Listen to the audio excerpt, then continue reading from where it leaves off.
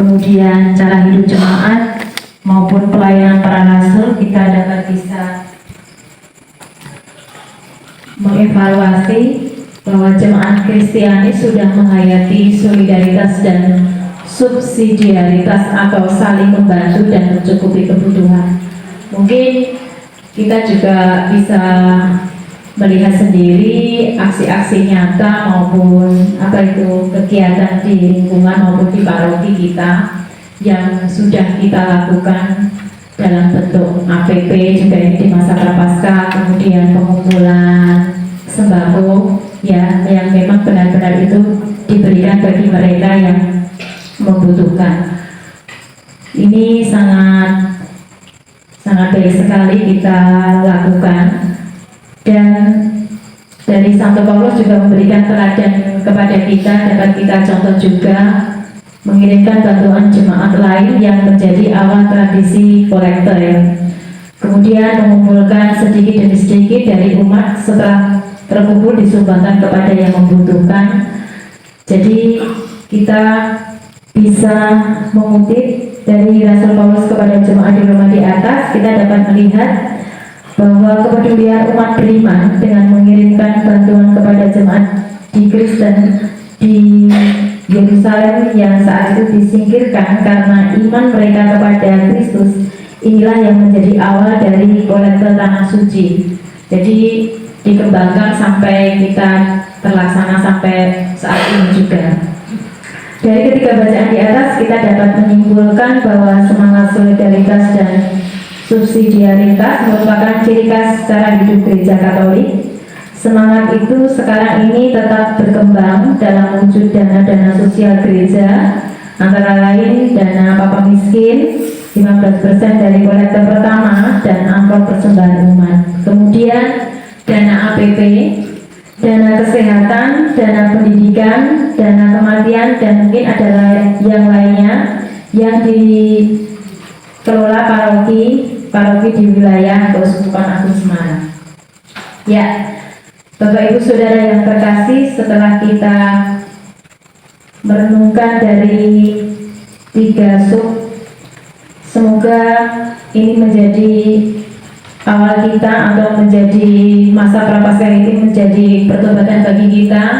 Kita dapat membuktikan asli nyata itu di kelanjutan kemudian hari. Ya, selanjutnya kita baca ilustrasi.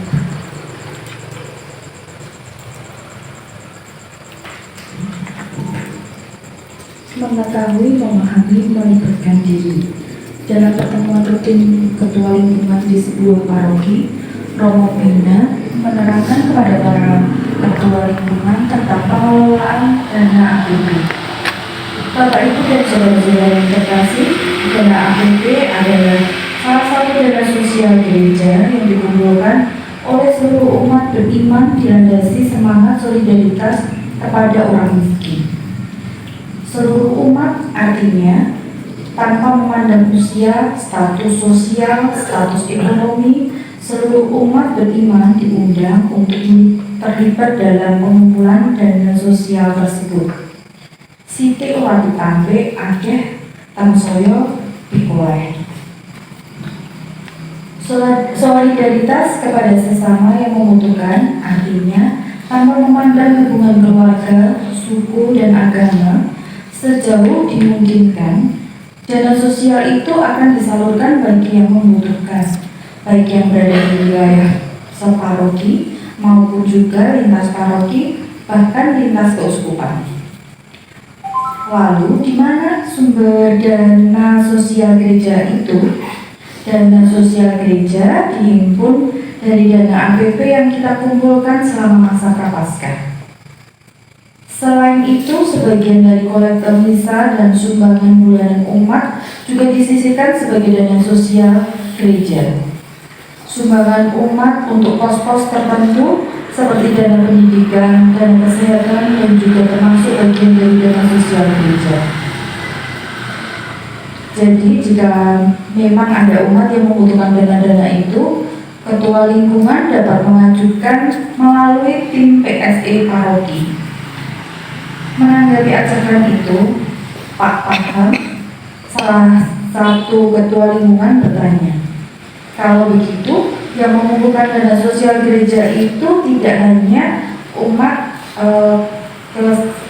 Kepresidenan Agung Semarang saja ya Romo? Jawab Romonya. Lalu APBN yang dikumpulkan oleh seluruh umat Katolik se-Indonesia, bahkan beberapa dana sosial lain dikumpulkan oleh seluruh umat Katolik di seluruh dunia sebagai bentuk kepedulian gereja kepada orang miskin. Pak Mumpung, ketua lingkungan yang bekerja sebagai karyawan bank dan menanggapi. Jadi dana sosial gereja yang terkumpul itu pasti banyak sekali ya Romo. Nah saya kok nggak pernah dapat ya. Ya, terima kasih Mbak Dwi. Setelah kita membaca bersama dan merenungkan, mengetahui, memahami, dan melibatkan diri. Di sini tertulis ada sithik ora ditampik, akeh tansaya pikoleh. Jadi mungkin di rumah lingkungan Lukas juga ada yang belum tahu, ada yang belum memahami APP itu untuk apa. Kadang juga ada yang bertanya, kemudian dana-dana itu untuk apa saja. Mungkin bisa disaringkan bagi ibu-ibu, ada diskusi pendalaman. Monggo Bapak-bapak, bagaimana pendapatmu bahwa ternyata sejak awal berdirinya Gereja Katolik menghidupi semangat solidaritas dan subsidiaritas? Kemudian yang kedua, tahukah Anda dana-dana sosial yang ada di paroki dan bagaimana pemanfaatannya? Mungkin dari sini ada yang men-sharingkan. Monggo Bapak Ibu.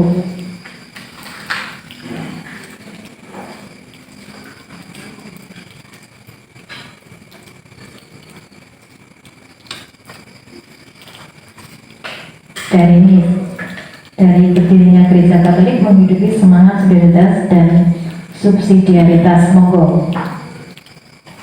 Apa harus beribatu dengan dua pertanyaan? Tidak benar. Monggo. Kalau saya tertarik dengan istilah sithik ora ditampik, akeh tansaya pikoleh. Terima kasih. Sithik ora ditampik, akeh tansaya pikoleh. Kita berpikir ke internal kita, Mbak Dita, ke keluarga lingkungan Lukas, ke rumah tangga lingkungan Lukas saja. Kalau yang di gereja itu luas, banyak pendukungnya. Sementara kita yang ada di lingkungan Lukas ini, keluarga besar lingkungan Lukas ini, punya rumah tangga, punya anggaran yang harus dicari dan harus keluar. Itu intinya itu. Lah, sekarang supaya kita bisa berimbang antara pemasukan dan pengeluaran, tentu melibatkan partisipasi, solidaritas, dan subsidiaritas dari umat lingkungan Lukas. Jadi ini berbicara konteksnya lingkungan Lukas. Kalau melihat pengeluaran di lingkungan Lukas itu, setiap ada laporan dari bendahara, banyak sekali itu. Saya juga prihatin. Prihatinnya begini, dari semua non sewu ini, dari semua warga itu kan tergantung kemampuan masing-masing untuk ikut terlibat ngopeni, menghidupi, membiayai lingkungan kita Lukas ini. Sehingga non sewu Bu Budi boleh pinjem ini ada petuk, kalau di sekolah namanya Tresno Paroki, ini judulnya.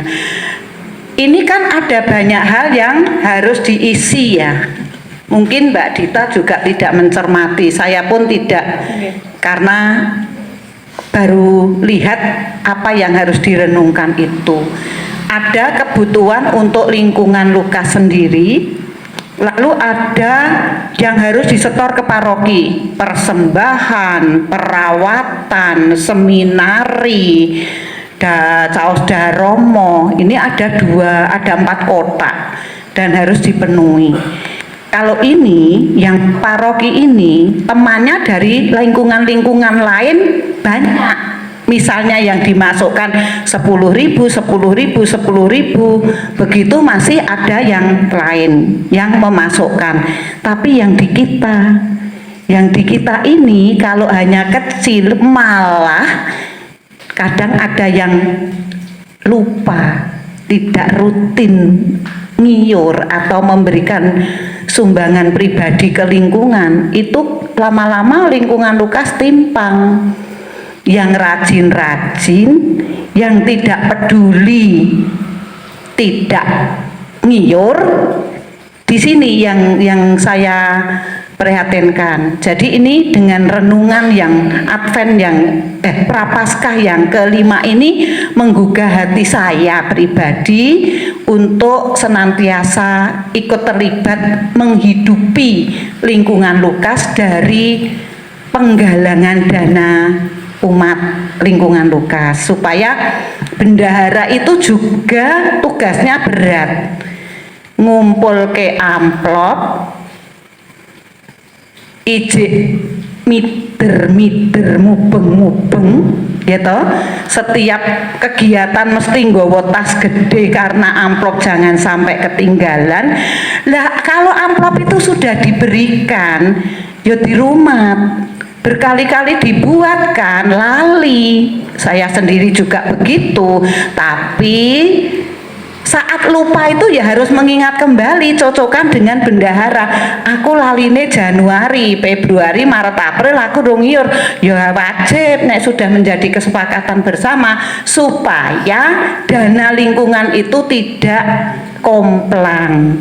Dengan istilah satu tadi, sithik ora ditampik, akeh tansaya pikoleh, dan berkahnya banyak. Kalau dipikir secara matematika Mbak Dita, itu ya tidak masuk akal. Tetapi kalau matematika Tuhan, itu kita memberi seberapapun kan Tuhan yang tahu. Kalau catatan yang tahu bendahara, umat yang lain tidak. Hanya mohon bantuannya ke kontinuitasnya dalam memberikan solidaritas menghidupi keuangan lingkungan Lukas. Terima kasih, hanya itu. Ya, terima kasih Bu Erna tentang solidaritas penggalangan dana di lingkungan Lukas. Mungkin ada yang lain, monggo bapak-bapak, ibu-ibu, mbak-mbak, mas-mas.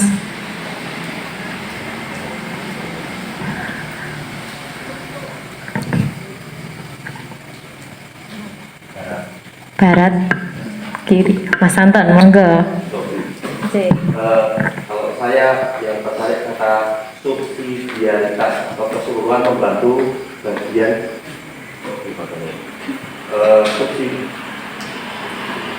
subsidiaritas, jadi keseluruhan membantu bagian yang perlu dibantu. Saya belajar hal ini tuh, diajari hal ini tuh sejak dulu di Salatiga, di SMP Stella Matutina. Jadi waktu saya di SD di sekolah negeri itu bayarnya sekolah itu sama, semua anak sama. Kalau 5.000 ya 5.000 semua, 10.000 semua.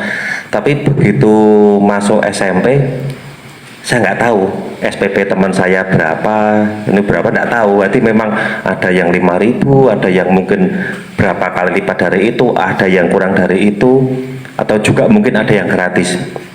Dan ini mungkin yang sama diterapkan di sekarang tuh di SMP Canisius.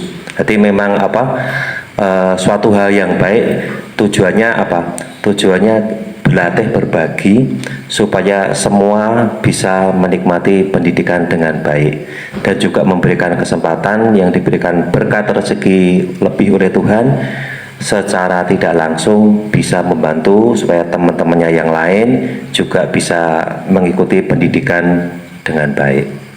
Sudah itu aja, terima kasih. Ya, terima kasih Mas Anton. Berlatih berbagi di dunia pendidikan, Jadi mungkin dari yayasan saya sendiri di SMK dulu waktu di Solo juga sama, untuk SPP memang beda-beda.